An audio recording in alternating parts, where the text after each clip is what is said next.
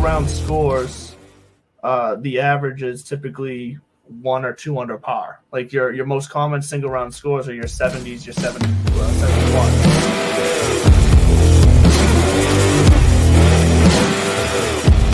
Sergio has been like, I can't wait to leave this place. Rah, rah, rah, rah, rah. Yeah.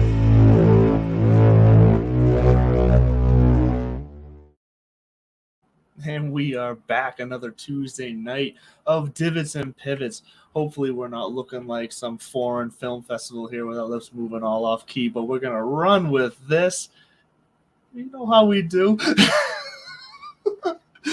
But you muted. I can't hear you at all right now.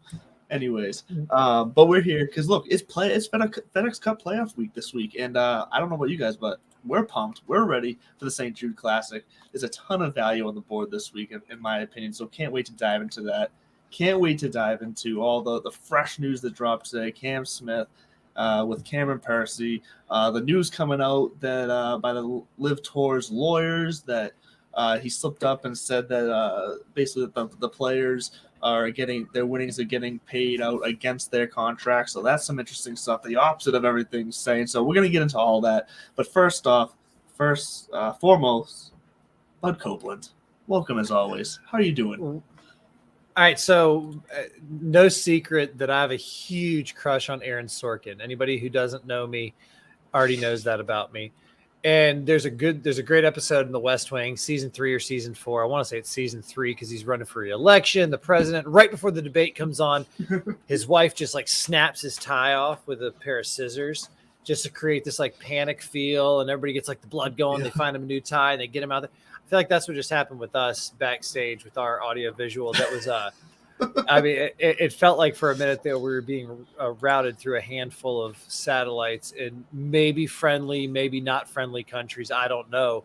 But I'm glad that we backed out of that broadcast and went live in time to be here to talk about the FedEx Cup playoffs, to talk about Mullet Man and whether or not he is making a play, because I keep seeing it as reported. I have yet to see confirmed. Yep.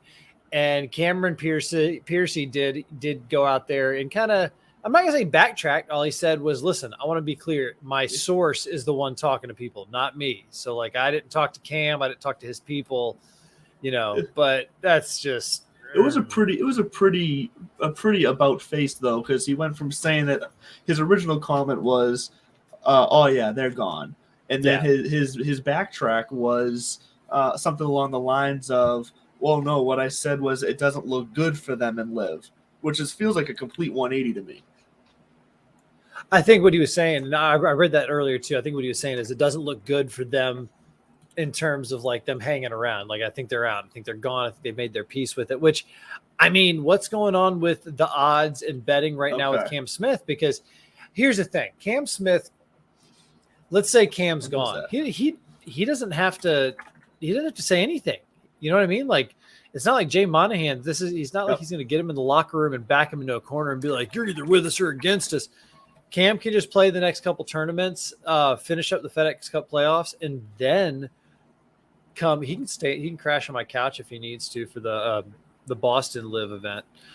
Because that would be the next thing, right? They're going to go through the playoffs and they're going to roll into that Boston event. And the way that things are being structured, it is fascinating. So, I mean, how much of this money is guaranteed?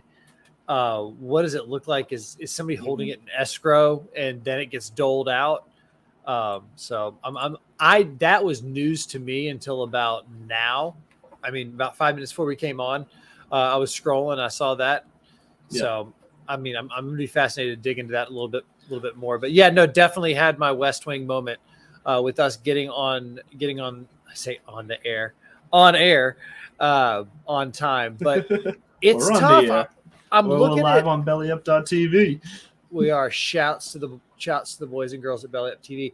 I look at this, and I'm not trying to get ahead of us, but I'm gonna get ahead of us for 1 second.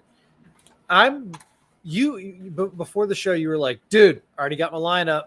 Let's go. Click, clack, put them on. I'm looking at. I can't pull the trigger on an anchor or an approach because I'm having kind of not a crisis of confidence. Let's be honest. We agreed to not talk about our performances this last week because it was abysmal. I think you actually may have gained a few points on me. I'll post the update on Twitter. So I think my favorite part of the weekend was a friend of the show who we've had on before, Bo McBriar. He had posted something along the lines of when you have 3 of your 6 and like the top 5, 1 tied for the lead. Like he posted something like he obviously had a fantastic lineup, and I responded with, yeah, but have you ever had 3 miss the cut, 1 withdraw, and then 2 like outside the top 20? Because that's how my weekend looked. I mean, and it's fine. I mean, you think about baseball, you fail 70% of the time you make the haul. So we're gonna miss, but missed bad. Well, like missed real bad. Yeah, we did miss bad. Well, do we want to start with the playoffs or end with the playoffs? Because whenever we do the playoffs, I do have a strategy for this week. Well, no, let's come on. Let's keep let's hold off on the goods if you really have that good of a strategy. Because my point was, I can't go anywhere. Rory, Scotty, Xander, Cam. Well, I mean Cam. Whether okay. Quick pause. Cam Smith's going to play this week. Again, there's rumors can be whatever. A guy was on a podcast 36 hours ago, or it aired 36 hours ago, and now all of a sudden Cam Smith's to the Live Tour. He might be gone. But as far as where he's going to play the next few weeks, he has no obligations. He has no reason to say anything or do anything. It's I'm going to miss the mullet, though. I'm not going to lie. But you look down this, Patrick Cantlay, people just sneakily forget that he's the defending champ. Mm-hmm. And that does, I'm not going to say that means something. All these guys are freaking winners. But you do get there and you remind yourself, like, I did this. So JT, former champ, John Rahm, Matty Fitzpatrick, Tony Finau is on a heater. Will Zalatoris just broke up with his caddy. Yep. Now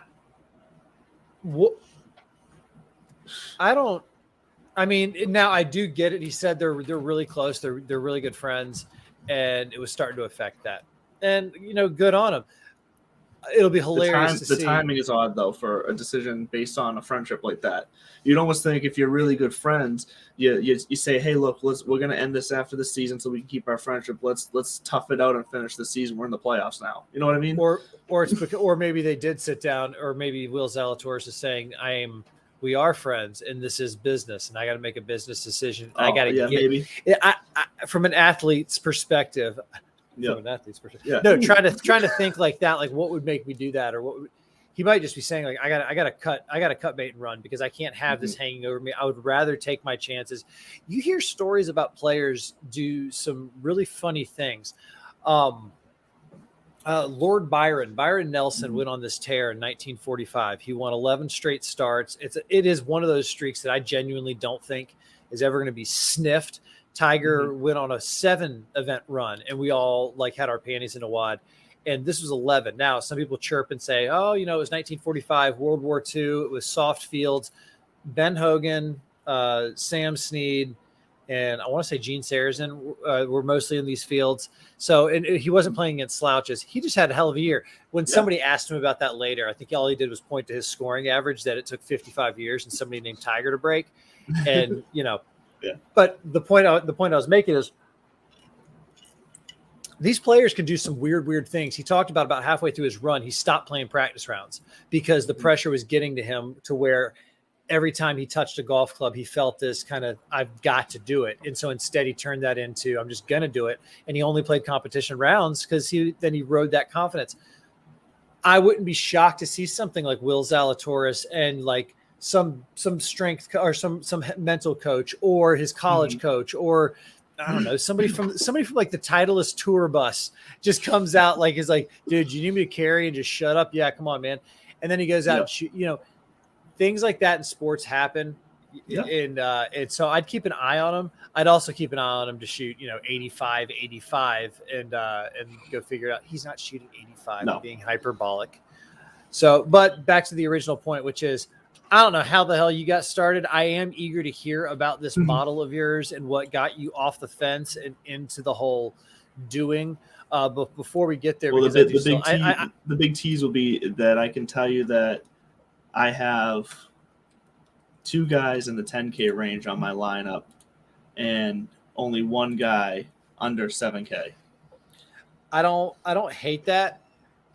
I'm just saying that I don't know how you did it. mathematically, I'm solid, I think. You think?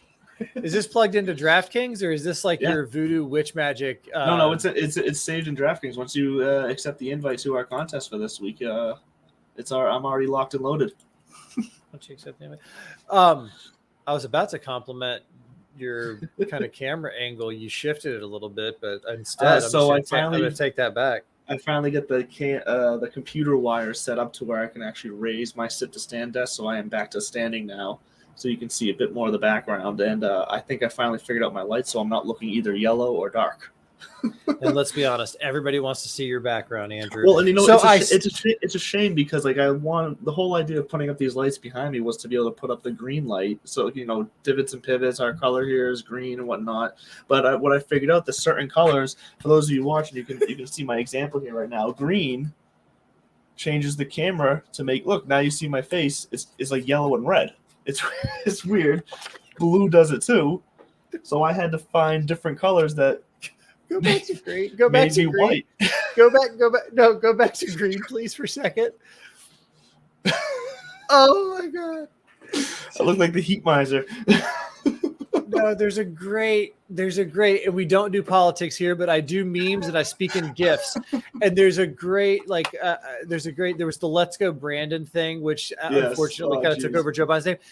So the White House is kind of like owning it right now. And they've created this Joe Biden face that's red with laser eyes and it's evil Brandon. And it's kind of a cool like spin trying to take the bull by the horns. You look like evil Brandon. I'm sorry. Evil Brandon.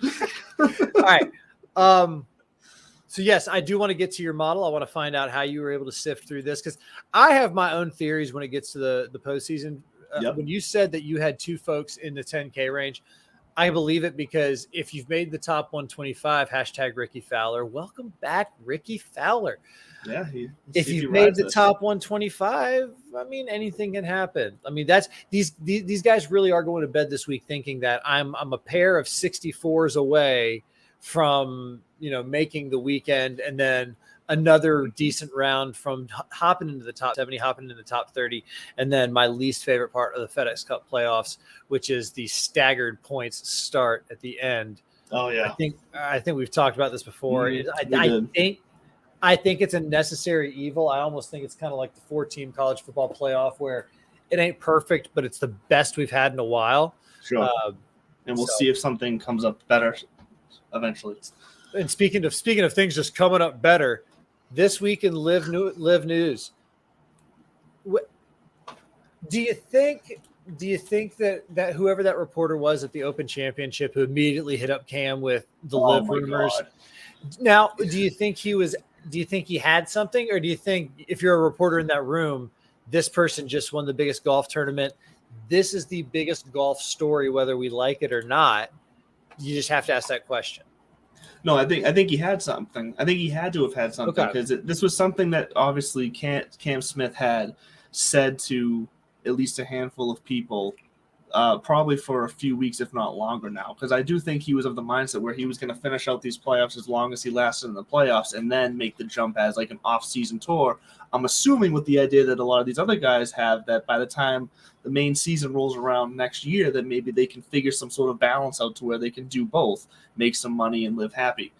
And I think what happened is I think someone leaked it, or this reporter has fantastic sources and salesmanship and was able to get this information, and he ran with it, and he kept his lips shut until that moment so that he could be, his big story moment kind of thing. And it just kind of Cam Smith slapped back at him real fast, bit his tongue a little bit. But then the fact that this comes out, so soon after now from Cameron Percy on a freaking radio station in Australia, I gotta think that reporter knew something. After listening to a lot of interviews, Bryson seemed super confident that this whole thing is going to get as quote, I personally know it's going to get worked out. Oh, do you, Bryson? Do you personally know it's going to get worked out? But then why hide it? Tell me, how's it going to get worked out? How do you I don't mind confidence. I'm not a huge fan of certitude. And that level of I personally know whether you do or not, just come on, have a little awareness. You do forget sometimes he's a smart guy and he's a hell of a golfer, but he's still young. And there's times where young He's got a big people, ego. right? I love Will Zalatoris' take when they're like, "You're gonna take a week off." He's like, "I'm 25, man. If you hear me talk about being tired, Yeah. being problems, like I don't have kids, I don't have a wife, like, Yep. what am I gonna talk about?" So By the anyway, way, I believe our delay is gone. Well, we're spot on now. You stopped talking the second I said something. there's a lot of jokes I could have made about that, but to hear Bryson say how certain he was it was going to get worked out, and like you just said, if that reporter doesn't maybe tip the hand, maybe this is under wraps until the postseason. Cam says, "All right, I'm going to go do my live thing," and then the clock starts running. We got 8 months to Augusta, and they're all kind of playing the odds here. Now, the little rumblings out of these, I got to dig into some of these lawsuits. A guy I play golf with on the weekends. Great dude. He's a lawyer. He does like mergers and acquisitions. And I was trying to chirp him a little bit about this. And he was walking off. He's like, "Let me know if you need me to do a full debrief on divots and pivots of the lawsuit." So I was like, "Careful what you wish for there, Jimbo." Yeah. But part of it, because now that I've read a little bit about it, next time I see him, I'm going to be again chirping his ear. So and actually, that might have another lawyer contact we could always reach out to too. So. Well, we need. Hey, listen, Remy, we do need lawyers for many reasons. There was something in there that now that it's coming out where Augusta National might have been telling Liv like don't do it, and Liv might have almost had something with the DP World Tour.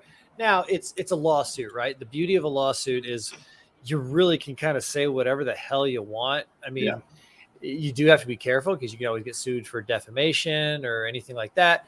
But as long as it is, phrased and these wicked lawyers and their silver-tongued penmanship, they can basically just say whatever they want, air some grievances, try to make a point. And I don't think I would be shocked.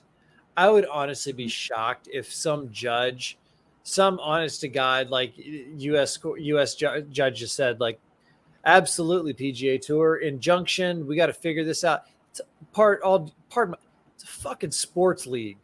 And these people make a lot of money, and due respect to the golfers who are on the outside looking in. Again, I know one of them, or I went to school with one of them. And I hope he kicks ass. He's on the Niblix now. And I really kind of need to get some Niblix gear because I think that the names of old golf clubs are funny. Sure. But you make your bed, you sleep in it. And I do think there will be a resolution. I don't think that this will go away.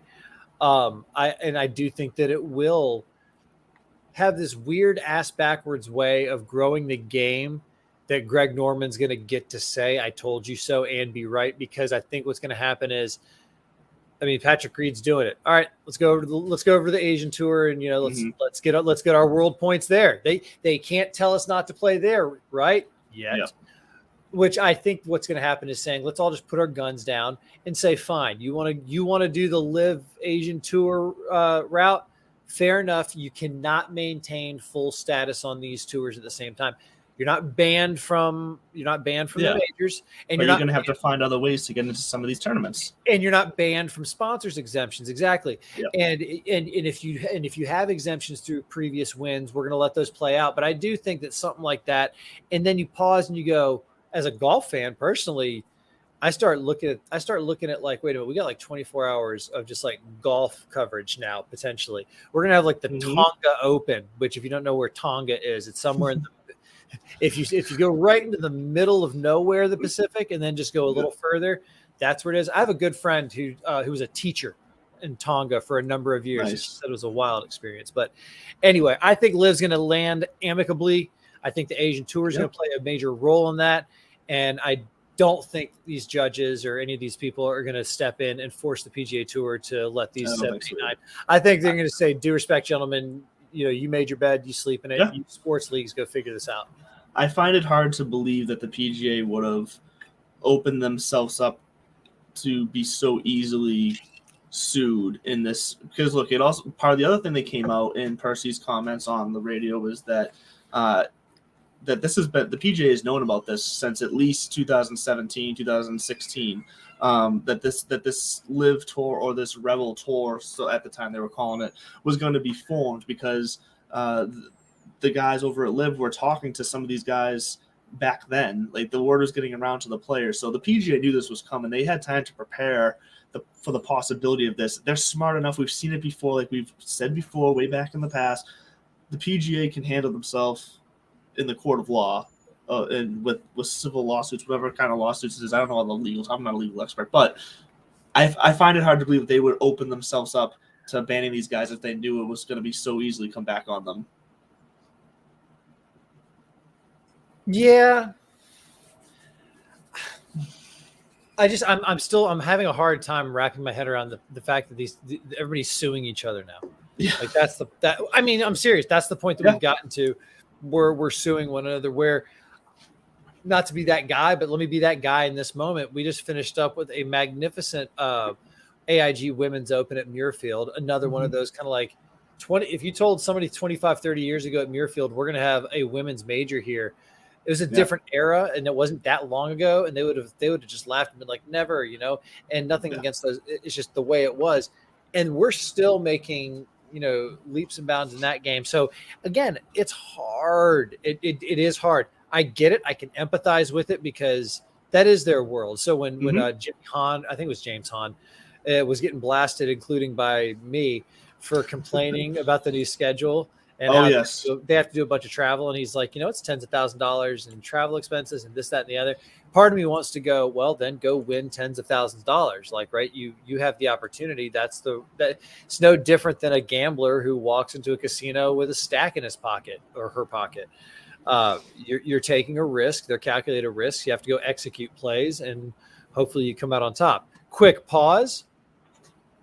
That we're over here going, yeah, for millions of dollars. They don't see it like we see it, though. It's kind of like you talk to a pro poker player, and it's like, what's it like betting $736,000 on a freaking hand of poker? They don't see a house when they're putting those chips in. Yeah. They're just making calculations. They're making plays. That's it. They don't see the dollars. They just see the chips. And I'm not speaking for all poker players. It's just that's got to be the mentality. And so when we talk about, James Hahn, and I want to give him a hard time. Also, inflation has a lot to do with it, Jimmy. Don't just blame the schedule. Sure.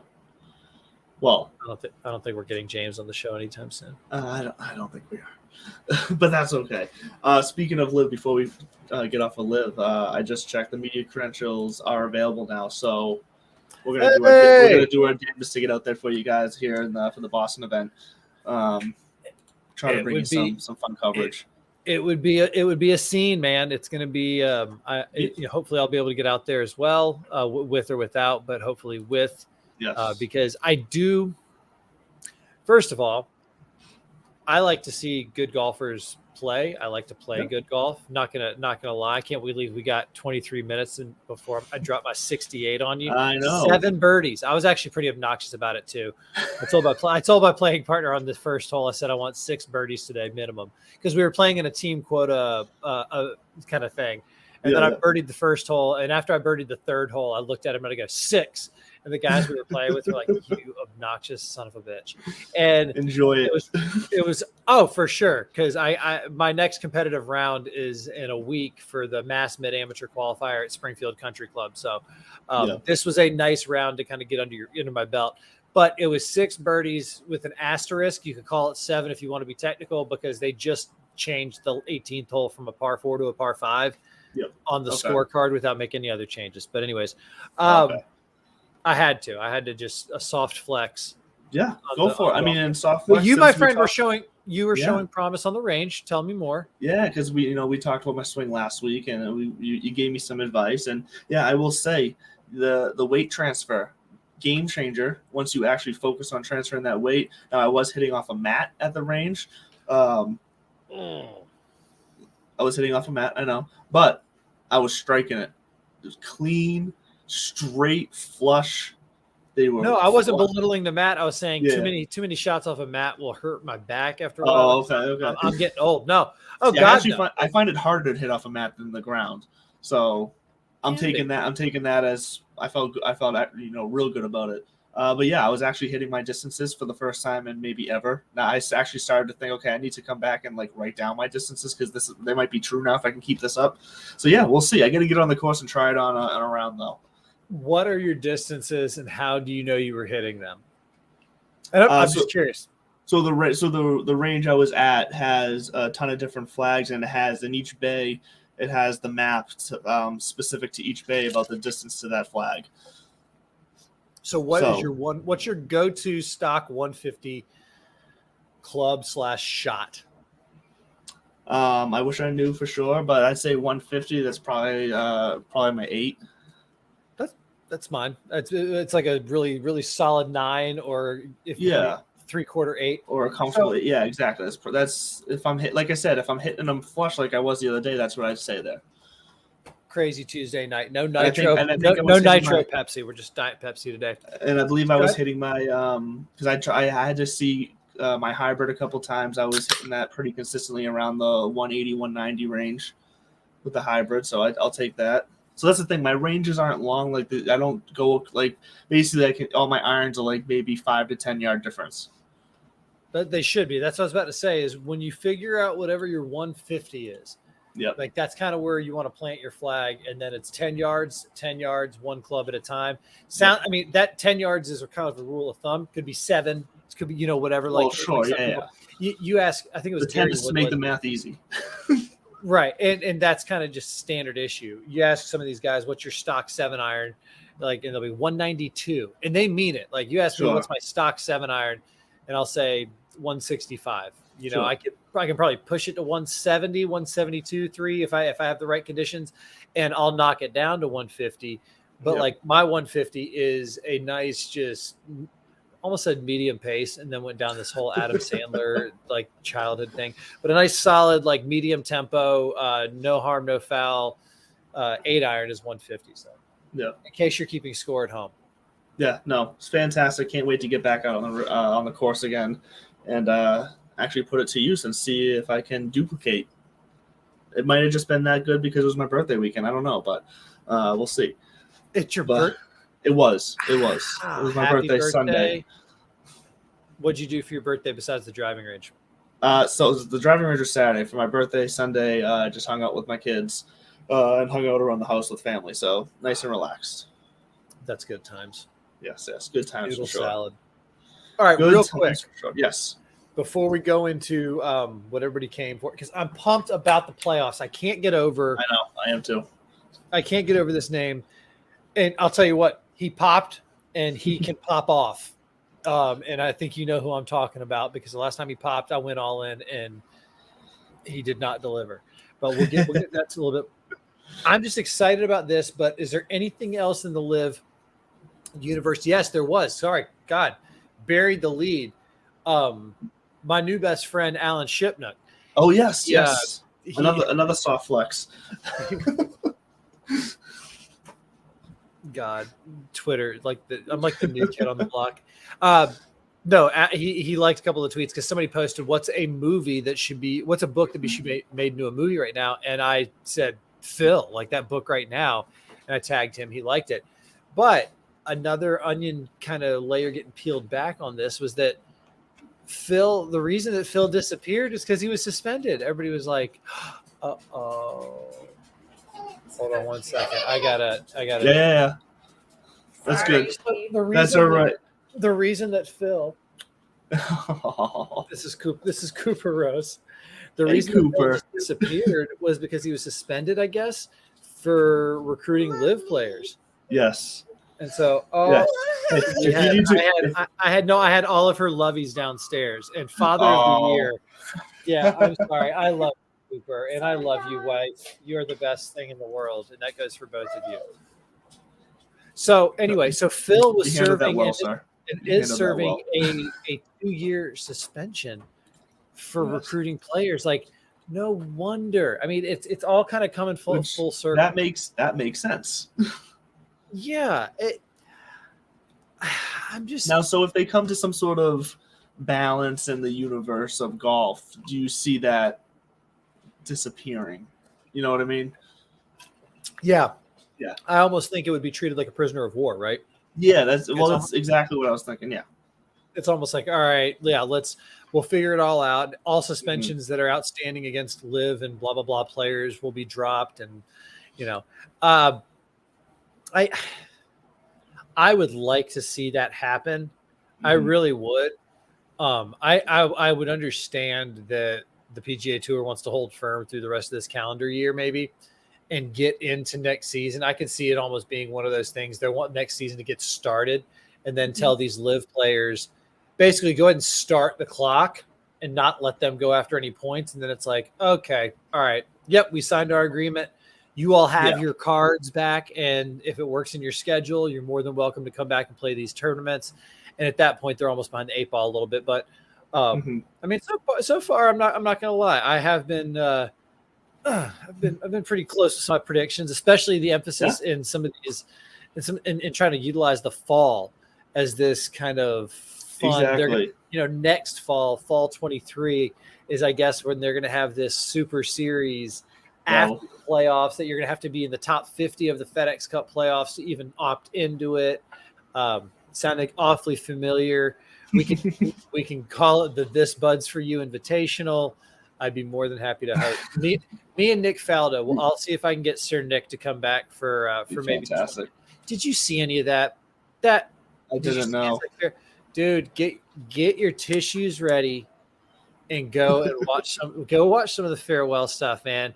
Okay. It had me. I mean, it was just like anytime an icon steps away. I remember when when Vern Lundquist stopped doing SEC football.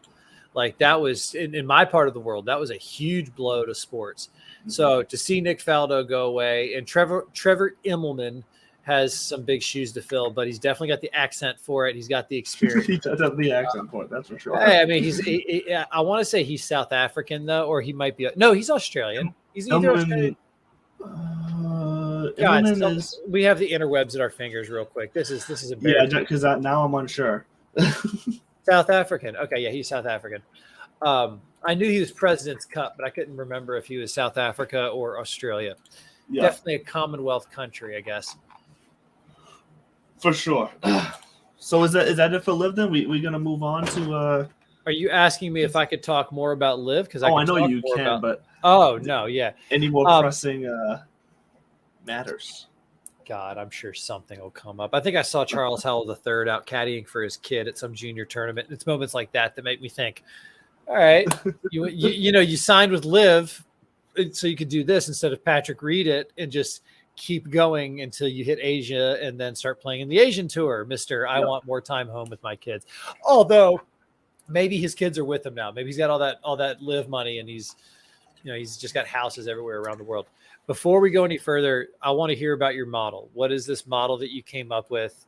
What's guiding you today? Because when you tell me, you show me yours, I'll show you mine, and then we can actually get into some names and some picks. The 68 was with the Piper Gold, with 68 on the card, 7 birds. You beat me to it. You run. Oh, you're taking a sip now. As I tell you, you run with this read because you beat me to it. There's no read, man. Just go to piper.golf. And when you get to the order of the checkout, type in PIV, D-I-V, get your 10% off. And to get started, when you get there, take their ball test.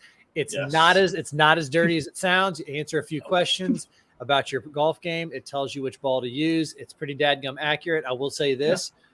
First one out of the gate scuffed up a little easy. I lost some confidence. I got through the first sleeve and they were working fine. So it was almost like a first date. To be fair, you said you hit some cart paths that first round. So you said you weren't going to tell anybody. You said you were going to keep that between us. I wasn't going to. No, it was almost like having a first date. And I don't want to take that analogy any further. No, but thank you. Piper Golf in the clutch. This is a lot of fun, and we appreciate everything you do for us. And then, as always, the boys and girls at Belly Up Media and Fantasy National Golf Club. Shouts to the Moose. Yes.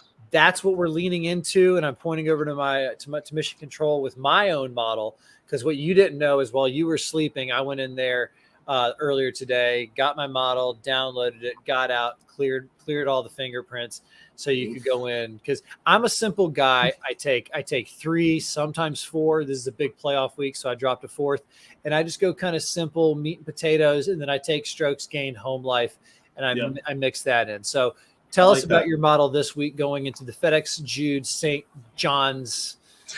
The FedEx St. Jude Classic. Is it the Classic? I think it's the Classic. There's a couple of there's a couple of different FedEx and St. Jude's tournaments. Oh, I think St. Jude Classic sounded just natural to me, so I assumed, but maybe I'm wrong. We're just going to call it the FedEx St. Jude because that's what Fantasy National has. This is really the North. This is really the Northern Trust. This used to be up here in the Northeast. It bounced back and forth, and now it's and previously known as the Deutsche Bank. And on TPC Boston, if you're listening, Divots and Pivots would love to do a course review. Hey, that'd be fun. It's a lifelong goal to get out there on TPC Boston and cut it up. So take us through your model. What are you looking at as they attack the Georgia fairways and these? What are we on? Bermuda or Bent? Bermuda greens. We're on Bermuda greens this week.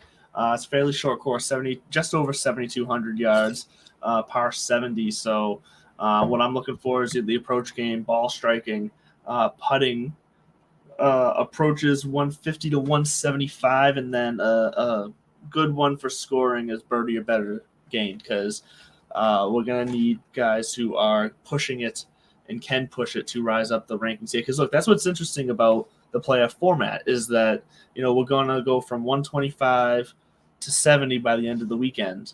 And this is a cut event. This is one gets cut halfway through after 54. So it's going to be cut down to 70 at 54. What are you're signing me? Sorry, 36 holes. 36 holes, sorry, yes. So where's the 54 hole cut? You might be right. No, that's at the 5 course event. Sorry, continue, sir.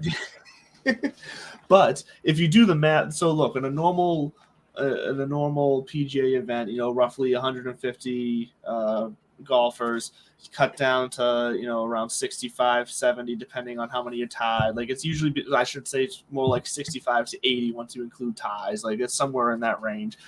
So pretty much right around, if not a little bit less than 50%.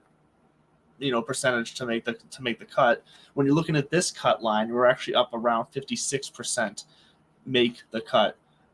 So more guys by a small margin, but more guys are going to make the cut this week. So what you're going to need to differentiate is you're going to have to lean into ownership. You're going to have to find the guys that are going to go unseen, that can make the cut, that are on hot streaks right now. Because as we've said before in the past, the playoffs now are all about getting hot at the right time. And I'm chasing guys who are been hot for the last week or two, or the last tournament or two of theirs, that are going to hopefully carry that into this. So that's what I've been looking for in my model. And like I said, I am thrilled with the lineup I've been able to put together, because I have some guys, a nice mix of guys actually, that I've been on all year whenever I've had the chance, some high-end talent, and some hot clubs right now. I can't wait to hear some of these plays and some of these players that you have. I mean, you can probably predict one of them. The guy who's come up on this show many times. Jesus. I mean, I don't know. Well, there's Smotherman, which I don't know. Did he make the cut? Did our boy? Actually, let me see. I don't think he's not one of them. He did not make it. No, Smotherman fell out last week, unfortunately. He was a show favorite for sure. Oh, for sure. I mean, and still is. We'll see you next year. Yes. Good luck at Q School. Actually, these guys, I don't know if they go to Q School or they go to basically the Corn Ferry Tour Finals, and so they have an opportunity to go down there and earn their way back in. No, I'm stumped. I mean, we've talked about a lot of players this year, especially Cam Young is definitely one that's been. We were big on C Young early. Mm-hmm. He's a guy I like a lot towards the end. And I do like Tony Finau. He's been hot lately. Well, you just said it, and I'll give you mine real quick, because I'm not as fancy as you. He won back-to-backs. He finished 28th at the Open. He took the Wyndham off, but it's hard. And he's under 10, and he's 9,700. See, there you go too. And that's insane. And his ownership reflects at 15%. He's going to be one of where is he here? Let's see. Okay, he's the 5th chalkiest player this week. Chalky, yes, that's great. I think he also just dropped his wife's phone in the pool when he was like dancing poolside recently. Seriously, look it up. I just heard him talking about it. I hear you on the ownership thing, and which is funny because did you see what's happened to Cam Smith's calculated ownership? No, I didn't. It's down to 8%. Well, I'm assuming people are scared that he's not gonna play now. Thank you, Captain Obvious. No, I'm joking. That was mean of me to say. No, I'm fascinated because that's what jumped out at me. Jordan Spieth is down there in single digits. Hideki Matsuyama is in single digits, but then again, Hideki Matsuyama is one bad practice swing away from a WD. Jason Day is somebody who we're going off the chart right now because I haven't given you my core 4. I'm about to. Sure.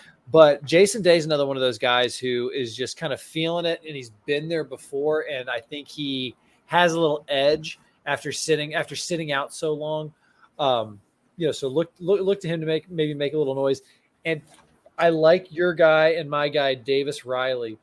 Oof! I almost went back to him too. I know, but you're so snake bitten. Was it an 8 or a 9? It was a 9. That freaking killed me. It was a 9 or a 10? Yes, exactly. It was a 9. It was a 9 on a par 5.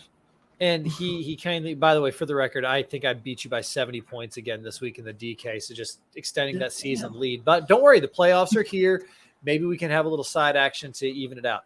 So I love this time of year because it's almost like we get a major field every week. Yes. And the stakes get higher and higher. The winner of this thing's walking away with something like 18 million.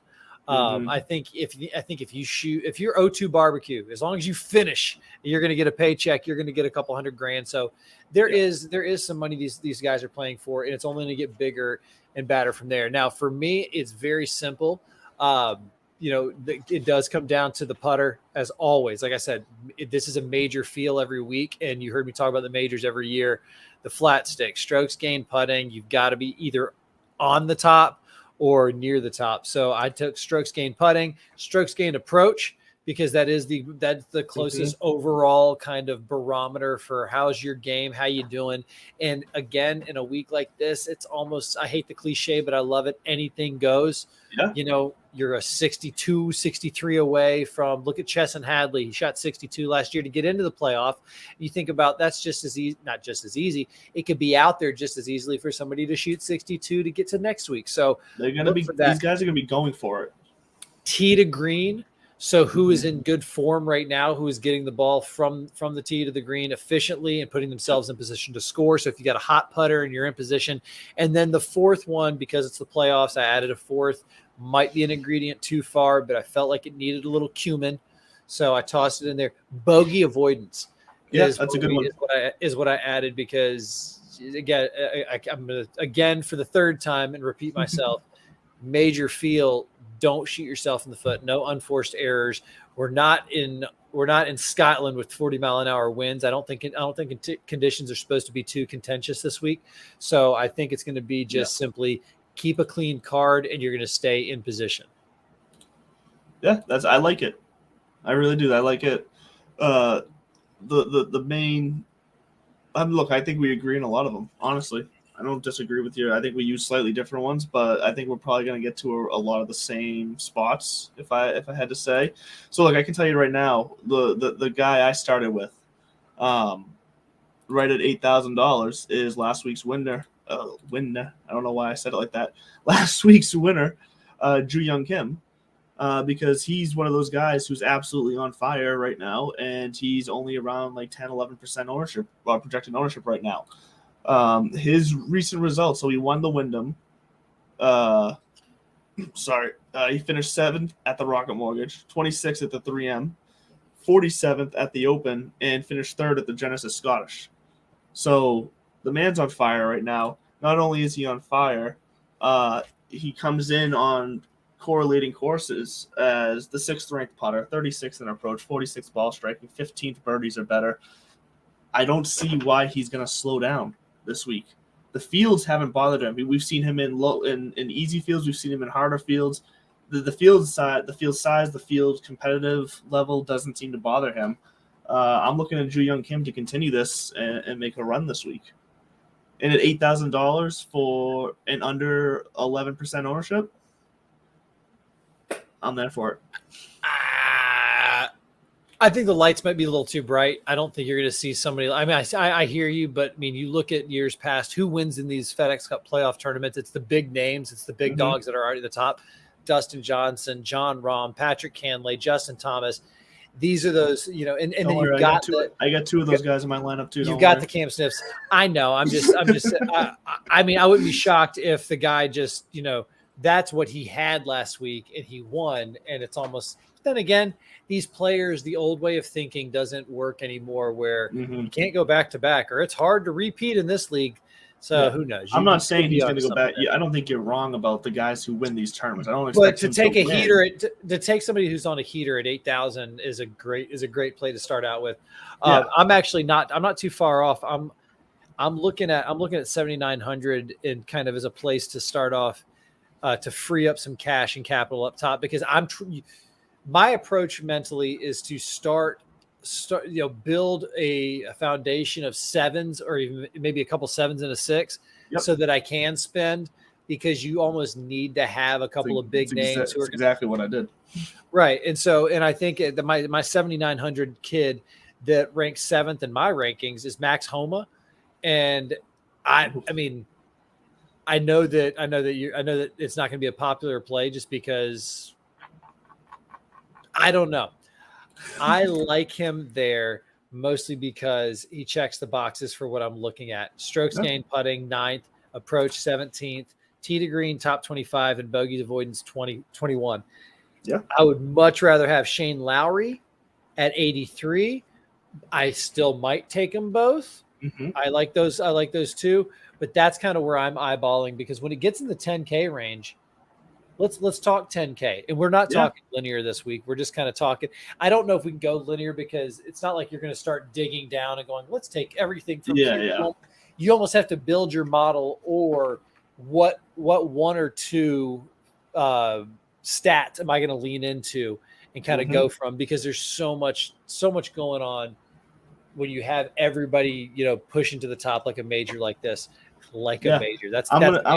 So 10K range. Talk to me. Yeah, 10K range. I'm going to keep it simple. Justin Thomas at 10,200 ranks out number one in my model this week. He's top 20 in every one of my key stats except for strokes gained putting on correlating courses, which, I only put at a low 6% weighted in my stats here, because it's just meant to kind of show, does someone putt better on Bermuda greens compared to bent, but we've already said sometimes that's not something we want to put a ton of weight on. It's just a nice little window to look through sometimes to see some differences. So I like JT. I like JT at the top. I think this, like you said, this is the type of tournament where he's going to show up at. He's gonna. Where is he in the stands? Is he making a true run at this? I love that we're not. Oh God, yes. I think so. I just didn't know. Yeah. And in reality, because of the way it's structured, by the way, ditto. He's tied for second in the FedEx Cup right. And ditto to everything you said. He ranks out number one in my model, and at 10-2, I think that's exactly who I would want to anchor with. We might not make for some interesting play this week, because we are kind of, let's put it this way, at this point in the season, our cycles have synced up. But the Justin Thomas, or to put it friendly, we've hive brained it.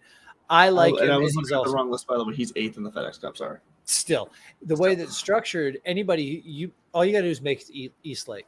Make it to East Lake, and you still might have to make up 10 shots over 4 days, but make it to East Lake. Make it to East Lake. So it really is a true playoff. They have captured that here. I like him up there. I would not spend. I don't think you're going to get enough value out of Rory for $11,000 for what is his most popular plays. Rory's what, 17%? Yeah. I agree. I'm not going to say it's a sucker's play. It's one of those things you either have to really, really be a fan, or really, really, really be a fan.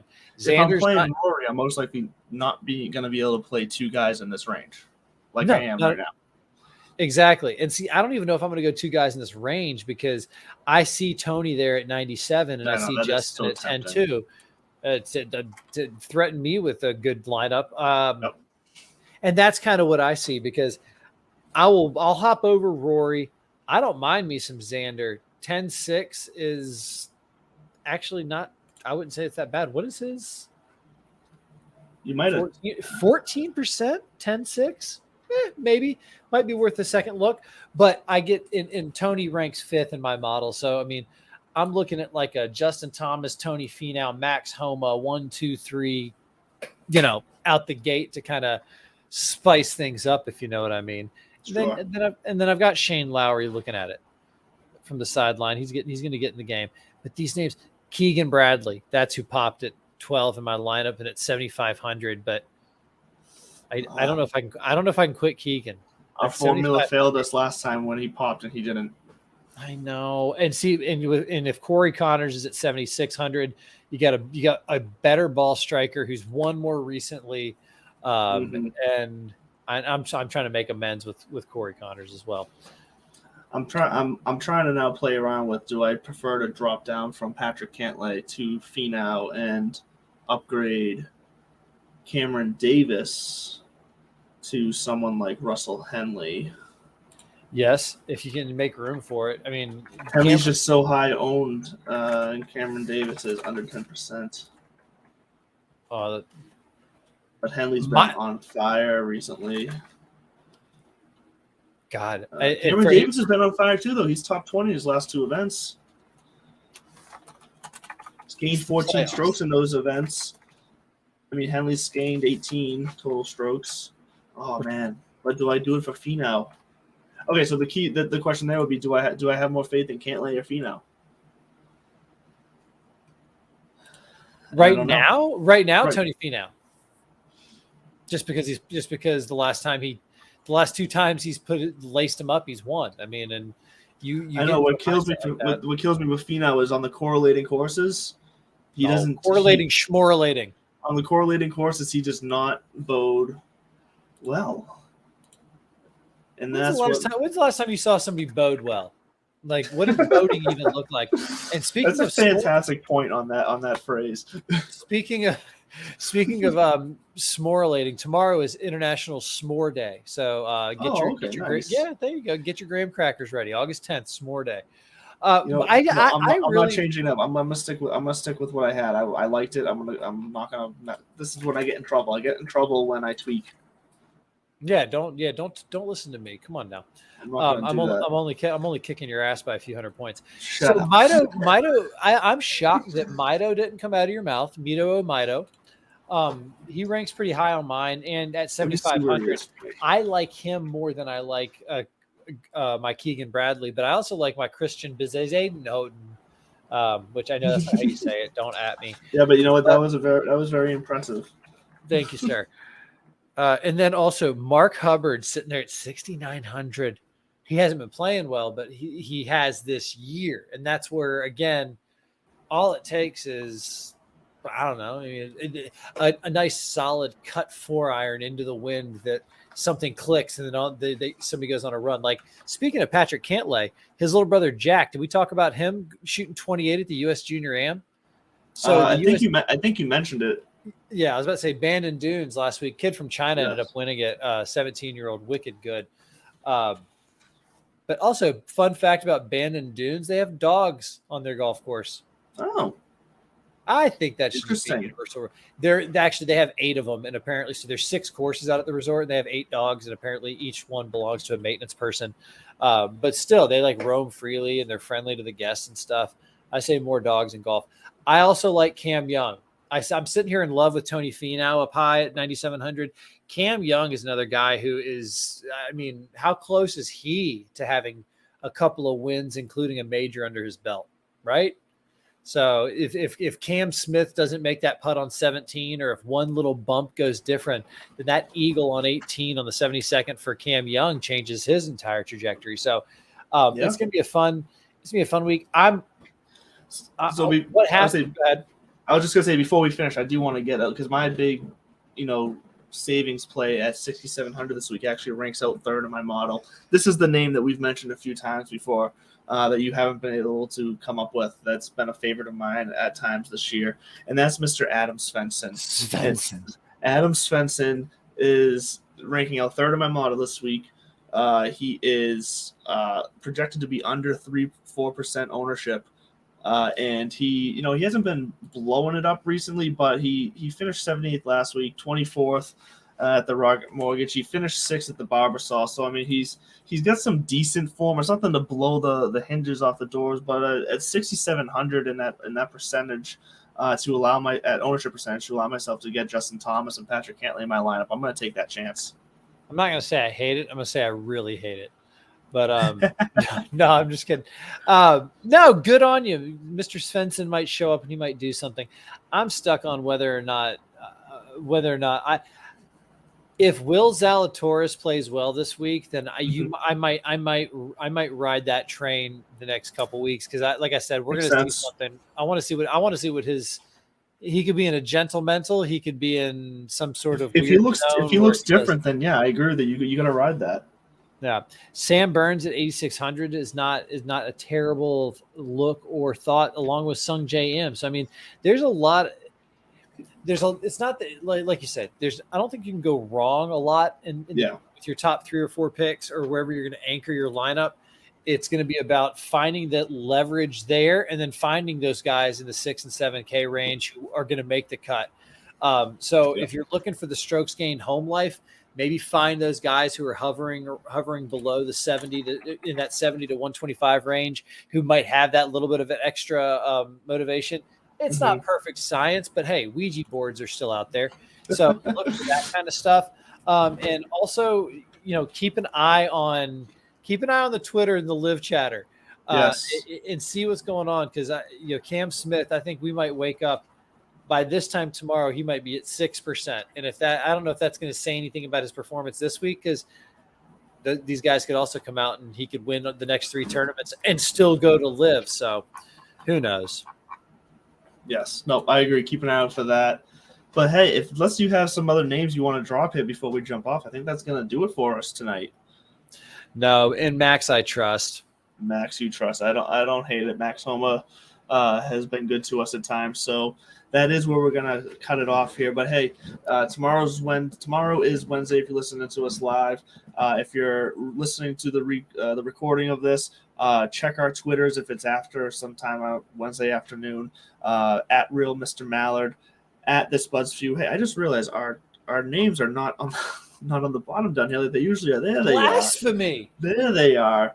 So you search our Twitters on Wednesday afternoon for our core 4. So this is what we're going to be doing from now on. We're going to be releasing our Piper Gold players of the week. Each of us are going to put out 3 or 4 players that are going to make up the core of our lineups. And then once the tournament starts, we'll release our full lineup so you can follow along with our little personal battle of who is doing the best. And maybe I can make up some ground and crush them here in the playoffs. We shall see. Yeah, I call it more of a vendetta than a battle, and it's either it's either look out for either the key 3 or the core 4 coming at you tomorrow afternoon on the Twitter sphere from This Bud's for You and the Real Mr. Mallard. Yes, you got it, and that's gonna do it tonight. Catch us next Tuesday, 8:00, bellyup.tv or at Divots and Pivots on YouTube. We will be here every week. We'll take you through the playoffs and all of your live and PGA news. Have a great week, everyone, and we love you.